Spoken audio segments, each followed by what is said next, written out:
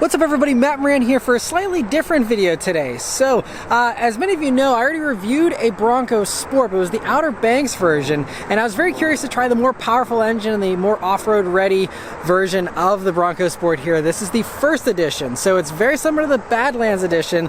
First edition basically is a fully loaded Badlands, just with a few unique touches on the outside here, and then the interior from the Outer Banks version on the inside. So I'm going to give you guys a little bit of a walk around of the differences here for the Badlands and for the first edition, and then we will still go out on the road and see how it drives and compares to the 3-cylinder turbo version of the other Bronco Sports. But I just wanted to do this a little bit differently here. Hopefully you guys enjoy it. Let me know in the comments below if you do. Alright, so right off the bat, what you'll probably notice is it's a little darker looking. So you'll see the first edition, one of the exclusive things is you have the blacked out Bronco badge there. Very stealthy. You'll also see it has these black decals both on the hood and on the sides here, and then you also have these unique black version of the same wheel you get on the Badlands version. You also get the sportier tires from the Badlands.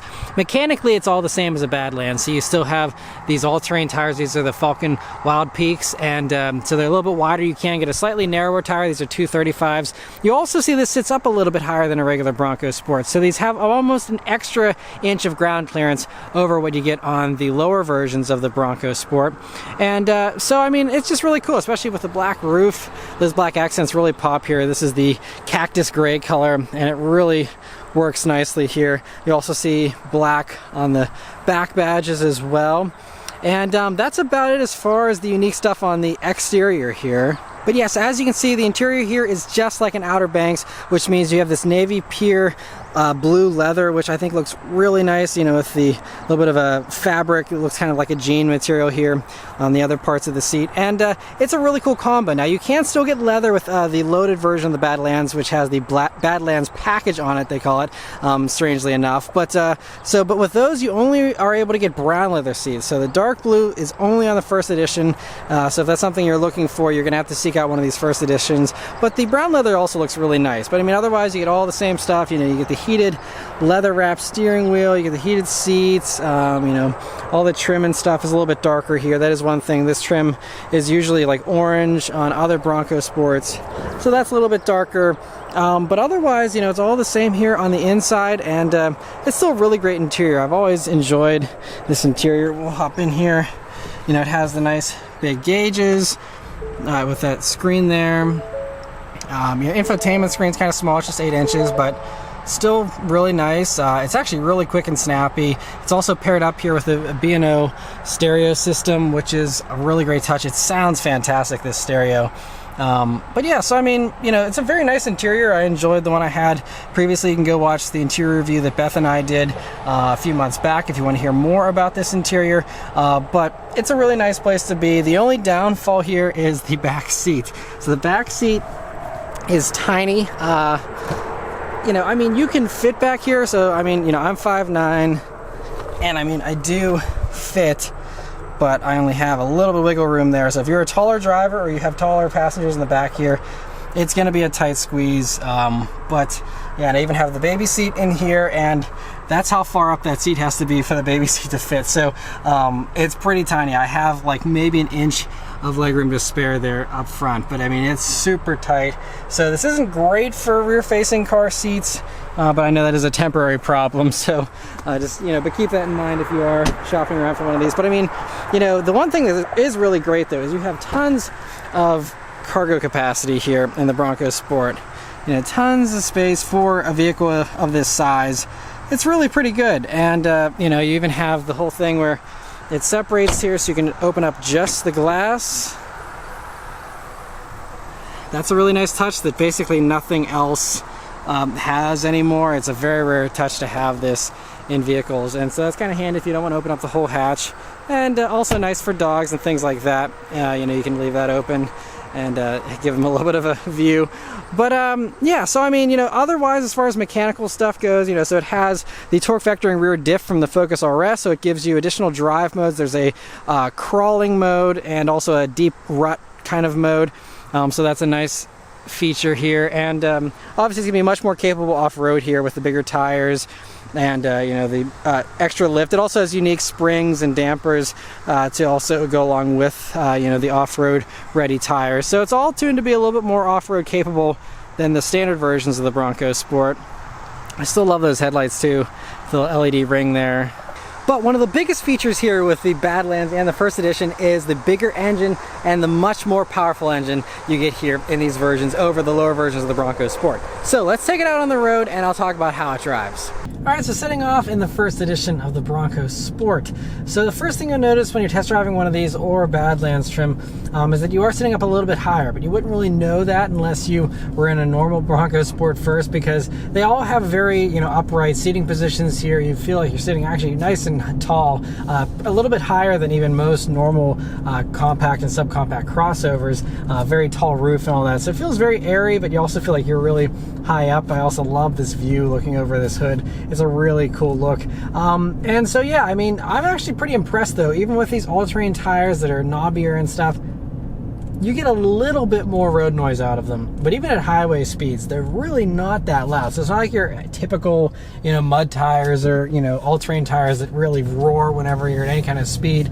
These were pretty refined, and you can also go for a slightly less aggressive tire on the Badlands version as well if you want something that has a little bit more edge to it than just a normal all-season tire, but you don't want to go quite up as crazy as these Wild Peaks are. But I mean, it still rides very nicely, even though you have retuned suspension here to work with the tires and the extra lift, and so that gives you still a nice smooth ride. I was pretty impressed. I've already put over 70 miles on this vehicle here in my week of driving, and it's been really comfortable, really enjoyable to drive actually. I really love this little thing. There are some times where I feel like the limits might be slightly lower, but they're also pretty low limits here in the Bronco Sport in general, but it still handles miles better than something like a Wrangler, and also I think it handles better than even a Jeep Renegade for that matter. It's a really nice driving little vehicle.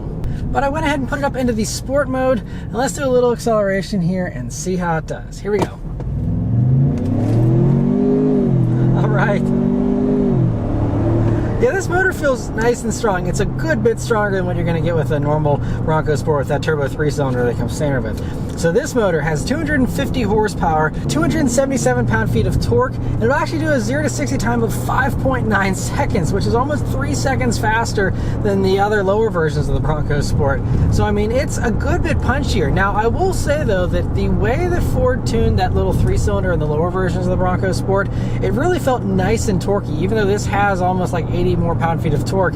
I actually think that at around town speeds, this doesn't feel that much faster than the lower versions of the Bronco Sport, but once you get this thing up and moving, like passing power on the highway, that's where this really shines, where the lower little 3-cylinder turbo doesn't have quite as much power and punch to pass people at higher speeds and do that kind of stuff. But I really love the way this thing drives with this motor. It really makes it feel really strong. Also, these tires, you can tell they do struggle for grip a little bit more, I think, especially when you're on pavement, since again, these tires are designed to be off-road a little bit more.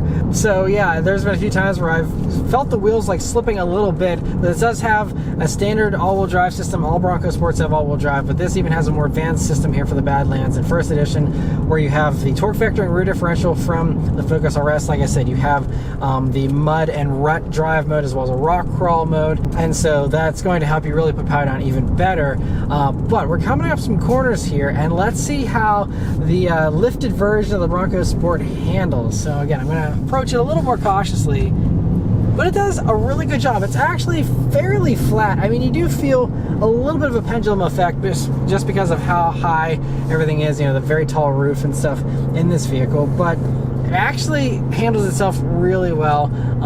And I think this is where, obviously no one's driving these things like sports cars, but, compared to like a regular real Bronco, I think this is going to be a lot more street friendly.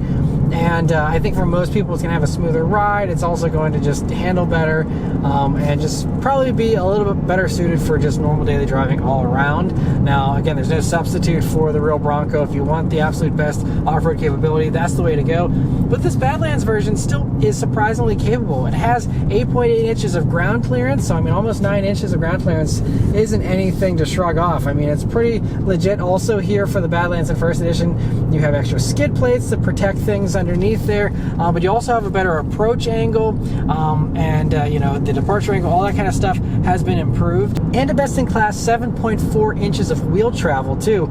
So I mean, very capable, and they also pair that up with all the other little things you want, like tow hooks and stuff, but it also does have like a front-facing camera, so you can navigate trails a little bit better. You also have a trail cruise control, which is something they pioneered with the Raptor, and you have it now here in this. It works at speeds up to 20 miles per hour, and will just focus on, you know, keeping the vehicle moving, so you can focus on steering and the experience, I guess, if you want.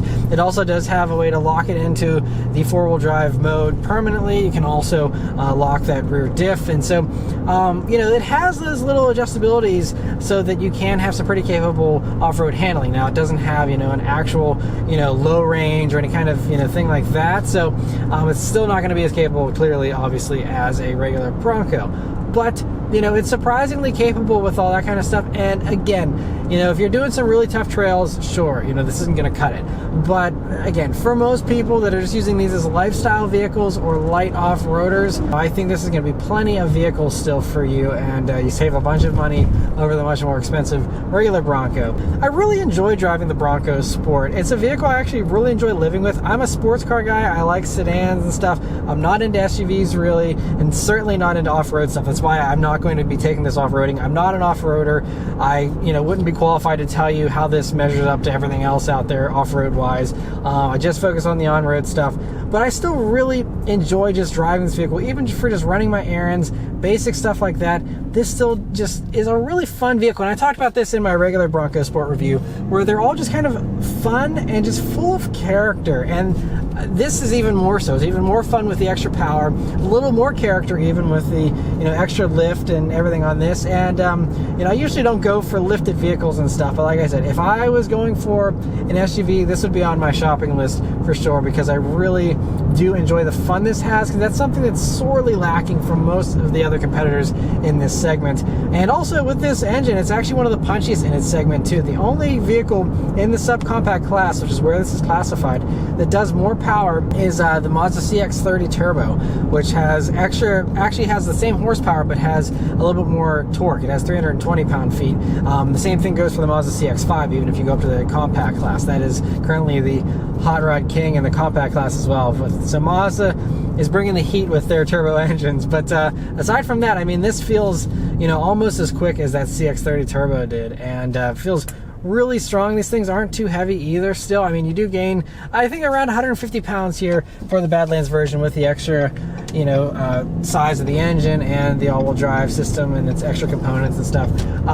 So you do have a little bit of extra weight there, but these still are pretty light for an SUV and only weigh just a little over 3,700 pounds. I think it's like 3,733. So, you know, it feels a little more agile than some of the others that are, especially the ones that are trying to be more luxurious and stuff.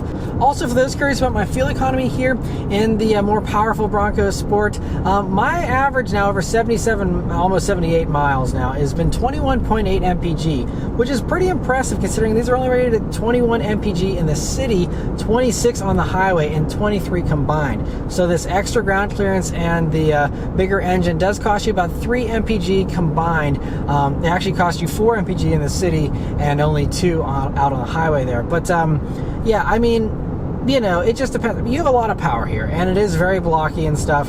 In this segment of vehicle, this is pretty bad fuel economy when you compare it to the others, but whenever you add in the performance, the off-road capability, and the boxy looks, which are really cool, and that's something you should expect to pay a little bit of a fuel economy penalty for, you know, I don't think that's bad. And usually whenever I review vehicles, I end up getting 1 or 2 mpg less than the city rating. So to be getting 1 mpg better than the city rating, I'm actually pretty happy with that. I did maybe a third of my driving on the highway, but it was not a 50-50 split, so I wasn't expecting to get the combined rating either.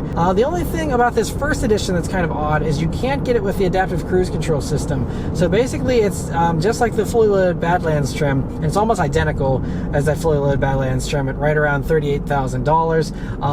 But you know, you can't actually have a Badlands be loaded up to be more expensive than a first edition, because you add in that adaptive cruise for about $900, and then that puts you, you know, right at about $39,000. And so that's the last thing to mention here is the pricing of these. That's the one downfall of the Bronco Sport. I really love the Bronco Sports, but they're expensive for what you're getting. Again, to have a back seat this cramped, And I mean, I love the small dimensions of this vehicle, but I mean, you know, it just, you can't deny that you can even get a fully loaded Ford Escape, which has more rear legroom, handles better, all those types of things. Now, clearly that's going after a different buyer, but it just, you can get a larger compact SUV in basically everything. I mean, we're talking like Toyota RAV4s fully loaded with their normal gas engines are going to be about 38 or 40,000. Fully loaded Honda CR-Vs, 38,000. You can even get a Subaru Outback pretty fully loaded, tons of space in those, or a fully loaded Forester for about $38,000 too. I mean, this is expensive for the little bit of space you have in here, and the fact the interior isn't super nice. It's cool, and I like the way it looks. It's rugged and stuff. But, you know, as far as what you're getting for the money, you're paying a premium for the looks, you're paying a premium for that off-road capability. If that off-road capability is very important to you and you must have the extra capability of this, go for it. Otherwise, like I said, I think the 3-cylinder turbo and the regular Bronco Sport still is a really great performer. Should be plenty for most people. And that's still, you know, I mean, the Outer Banks I had was only $2,000 cheaper, so you're not really saving a whole lot. But if you're willing to go for a lower trim of the Bronco Sport, these can make more sense. It just still, no matter, when you compare trim versus trim and feature versus feature, you just get less in the Bronco Sport than a lot of the competitors. The beauty is in the eye of the beholder. If it's worth paying that extra premium to you, 100%, I would consider it worth the premium as well, just because, again, it's more fun than basically everything else this competes with. But, you know, it just has to be said, it's not a great value whenever you're just cross-shopping it and comparing features and stuff. So that's the only thing about this that's, you know, not great. That and the small back seat. But just keep in mind that you can also go up to a turbo version of the Subaru Outback, for example, still have great ground clearance, still get that turbo engine, and still have a lot more space for basically the same money as what you're paying for one of these. But yeah, overall, it's just been a really fun thing to live with still. I really like the extra power. I think if you're not concerned about the price tag, definitely go for the bigger engine and the more off-road capable stuff. It really makes it great without basically any compromise. Like I said, I've been driving this whole time. There hasn't been any kind of roar from the tires. If you compare this video with the regular Bronco Sport I reviewed, hardly any difference in road noise or anything like that. But yes, that's about all my thoughts here on the Bronco Sport First Edition. Let me know your thoughts in the comments below. Huge thanks to Ford for providing me here with this Bronco Sport to review for you guys today. And yeah, thank you guys very much for watching. I'll see you on the next one. Take care.